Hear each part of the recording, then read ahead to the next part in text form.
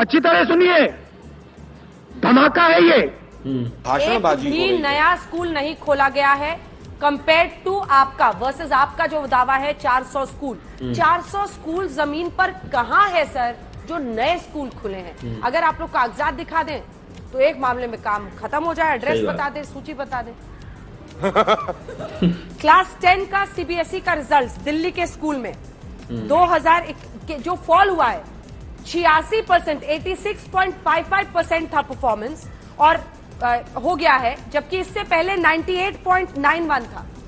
School नए कितने बने हैं संजय जी? आपने मुझसे पूछा है अंजना। संजय जी नए स्कूल कितने बने? एक सेकंड संजय जी, बस एक सेकंड। नए स्कूल कितने बने सर? आज फाइनल आंकड़ा दीजिए। सैकड़ों की संख्या में नए स्कूल भी बने। कितने मतलब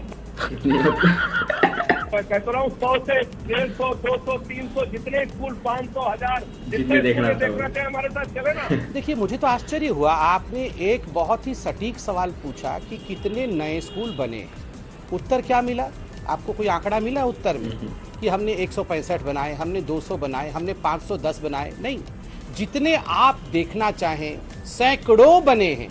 ये सैकड़ों नए स्कूल क्या होते हैं? ये क्या आंकड़े हैं? क्या सैकड़ों नए स्कूल है? तो करना। यहाँ सुधांशु जी ने संजय सिंह की बकवास का अच्छा जवाब दिया। तो गजनी मोड में है नहीं। गजनी को ये बीमारी थी कि वो भूल जाता था 15 मिनट में सारी बातों को। इनको तो ऐसी कोई बीमारी नहीं है। तू है कौन रे? अभी तो आपके सामने इन्होंने नाम दिया कि व्यापम घोटाले में सीबीआई की जांच चल रही थी। येदुरप्पा का घोटाला, रेड्डी ब्रदर्स का घोटाला, कितने घोटाले, शहीदों के ताबूत में घोटाला।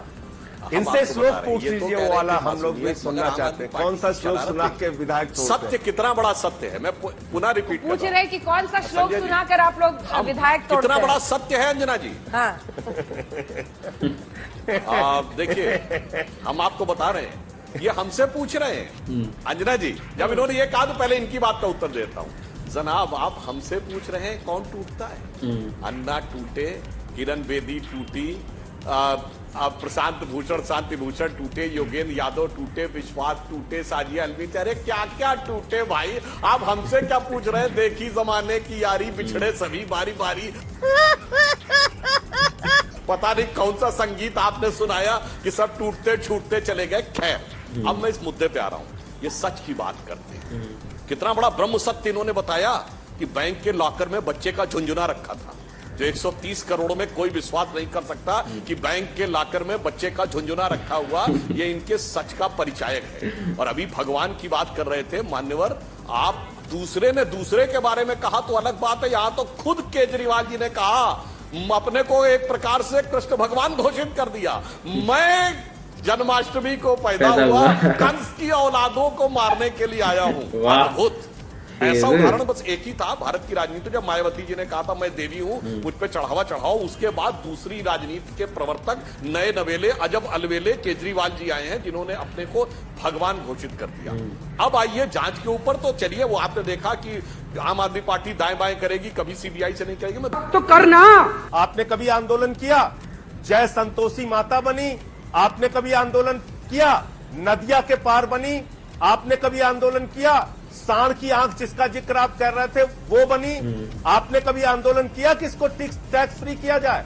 आपने आंदोलन किया टैक्स फ्री करो, कश्मीरी पंडितों के लिए टैक्स फ्री करो, इसलिए कि आपने किया कुछ नहीं 20, 25, 30 सालों में।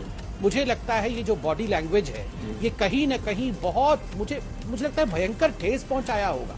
हम जो इन्वॉल्व नहीं थे, हम उस समय छोटे थे, हम तो कश्मीरी भी नहीं है, मगर आप सोचिए हमें इतना बुरा लग रहा है। जो कश्मीर के बासिंदे होंगे जिन्होंने ये भुगता होगा, उनको ये सब पोस्चरिंग देख के अरविंद केजरीवाल एक मुख्यमंत्री का कितना बुरा लगा।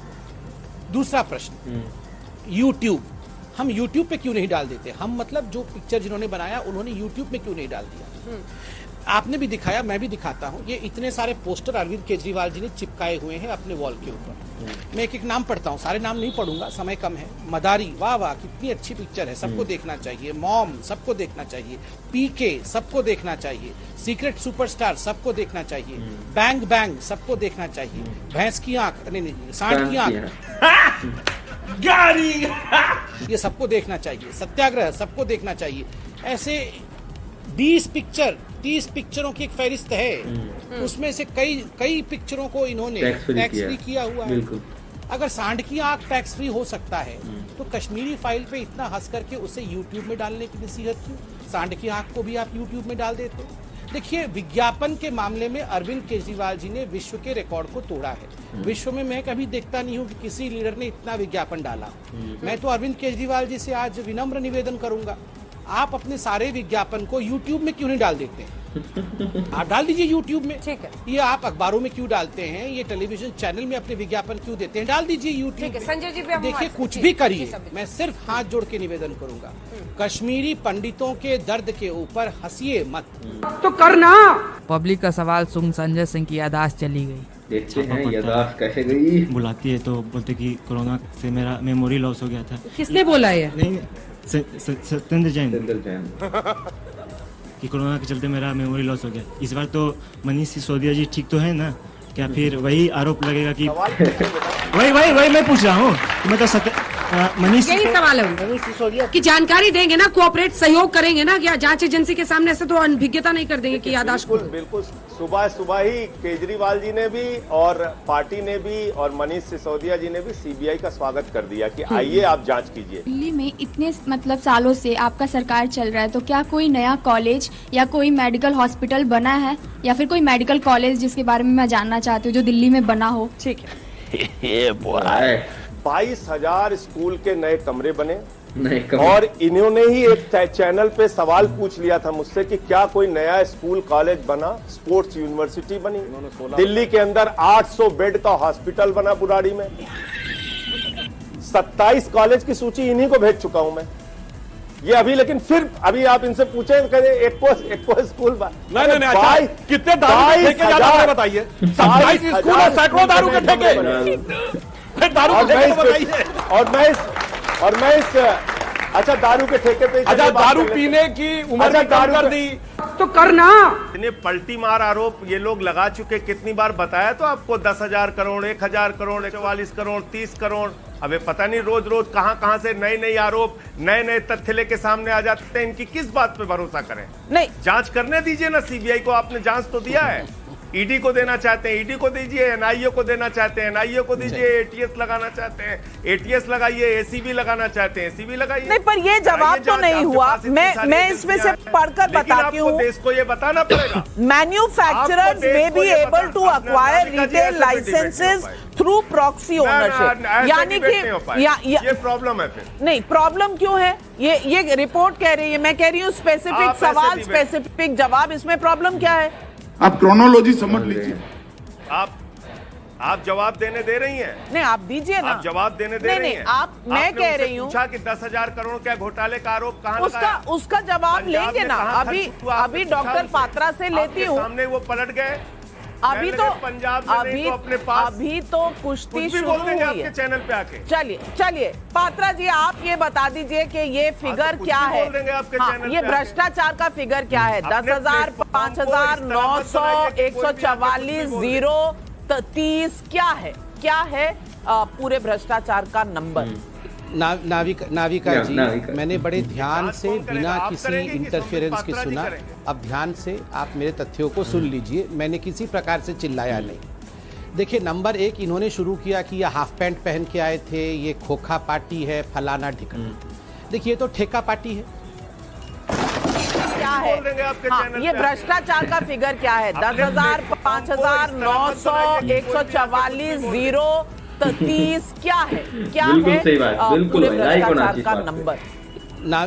नाविका जी, मैंने बड़े ध्यान से बिना किसी इंटरफेरेंस के सुना। अब ध्यान से आप मेरे तथ्यों को सुन लीजिए। मैंने किसी प्रकार से चिल्लाया नहीं। देखिए, नंबर 1, इन्होंने शुरू किया कि ये हाफ पैंट पहन के आए थे, ये खोखा पार्टी है, फलाना ढिकना। देखिए, ये तो ठेका पार्टी है। ये तो ठेका से पैसा मार रहे हैं। और हाफ पैंट, हम तो कम से कम हाफ पैंट में हैं। आपकी तरह नंगे पुंगे तो नहीं हैं कि लालू प्रसाद यादव को सबसे ज्यादा भ्रष्टाचारी बता रहे थे, अब जाके उनके साथ बैठे हुए हैं, गले मिले हुए हैं। पहले कैसे इनके सारे मंत्री जो है ऑटो में लटक के आ रहे थे। देखो जी, हमारे पास तो कुछ नहीं है जी, ऑटो में लटक के आना पड़ रहा है। और वे करोड़ों खरबों रुपए मार के भ्रष्टाचार कर रहे हैं। अब खैर हम विषय पे आते हैं। देखिए, मैं यहाँ पर कोई लड़ाई करने नहीं आया हूँ। संजय सिंह जी बड़े भाई हैं, ज्ञानी व्यक्ति है, तो करना।